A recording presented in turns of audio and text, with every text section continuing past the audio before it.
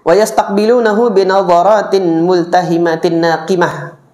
Dan kalau Nabi Muhammad itu datang, mereka menyambutnya dengan pandangan-pandangan yang menggelincirkan, yang mencelakakan. Ini yang kita kenal hari ini mungkin bagi sebagian peruqyah yang disebut dengan pandangan ain.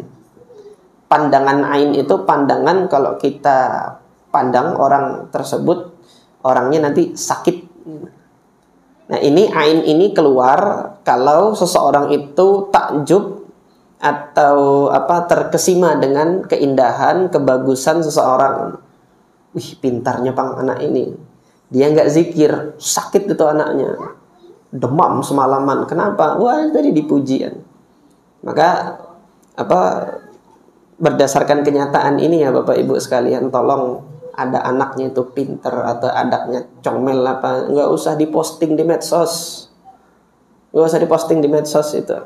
Tetapi banyak-banyak bersyukur kepada Allah, tetap jadikan anak itu sebagai amanat yang Allah Subhanahu wa taala titipkan kepada kita. Gak usah dipamer-pamerkan di medsos. Nanti ketika kok anakku sakit begini gitu kan, sering sakit, dibawa ke dokter sudah sembuh, habis itu kok sakit lagi gitu. Jangan-jangan itu ain, akibat pandangan orang-orang yang dia takjub kepadanya tetapi kita tidak sadar. Dan dia tidak berzikir, tidak mengucapkan tabarakallah, tidak mengucapkan barakallah.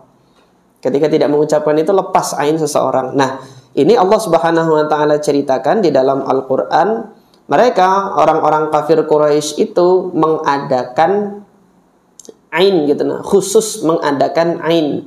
Jadi di tengah-tengah kabilah Quraisy itu, khususnya dari Bani Asad, itu terkenal orang-orangnya itu bisa melesatkan ain dari matanya. Ada satu orang nanti yang dia terkenal bisa melesatkan, mengeluarkan ain itu dari matanya.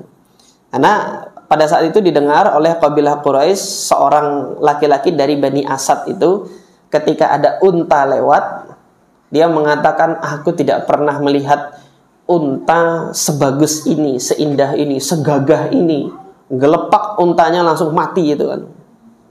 Ini ainnya kuat betul ini, bukan sakit lagi. Begitu dia ngomong gitu, keluar ainnya, mati itu unta. Ini yang kita cari. Diambillah oleh orang-orang Quraisy, kamu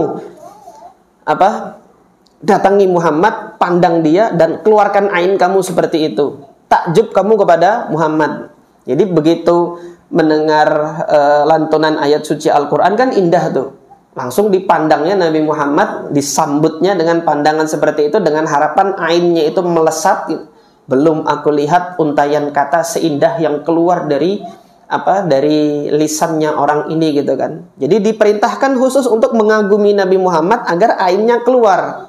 Tetapi Allah Subhanahu wa taala lindungi Nabi Muhammad, nggak mempan ainnya itu mentul. Ya, karena yang keluar dari lisan Nabi Muhammad kalam Allah Azza wa Jal. Ini yang Allah Subhanahu wa taala ceritakan dalam surah Al-Qalam. Ayat yang hampir terakhir itu. Wa in yakadul ladzina kafaru la yuzliqunaka bi absarihim. Hampir saja kata Allah, mereka itu bisa menggelincirkan engkau wahai Muhammad dengan apa? Bi absarihim, dengan pandangan mereka. Lamma sami'ud dzikra, ketika mereka itu mendengar dzikr, mendengar Al-Qur'an itu keluar dari lisan Nabi Muhammad, ini saatnya kamu kagum sama dia gitu kan. Disuruh untuk melesatkan ainnya tapi nggak bisa. Tapi tidak jadi. Allah Subhanahu wa taala melindungi Nabi Muhammad sallallahu alaihi wasallam dari pandangan ain tersebut. Wa yaquluna innahu lamajnun. Nah, ini tadi bentuk gangguan yang lainnya, menuduhkan kegilaan kepada Nabi Muhammad sallallahu alaihi wasallam. Nah, Bapak Ibu sekalian yang dirahmati oleh Allah, berkenaan dengan ain ini, dahulu Nabi Muhammad pernah mengajarkan suatu doa untuk perlindungan terhadap anak-anak dari ain. Yang mana doa ini dahulu adalah doa yang dipanjatkan juga oleh Nabi Ibrahim alaihi salatu wassalam. Yang mana bunyi doanya, u'idzuka bikalimatillahi tammah min syaitanin wahammah wa min kulli ainil lamah. Nah, itu Nabi Ibrahim ketika itu melindungi putranya Ishak dengan Ismail dengan seperti itu. Karena dua putranya Nabi Ibrahim mengucapkan u'idzukuma. Saya memohon perlindungan dari Allah untuk kalian berdua.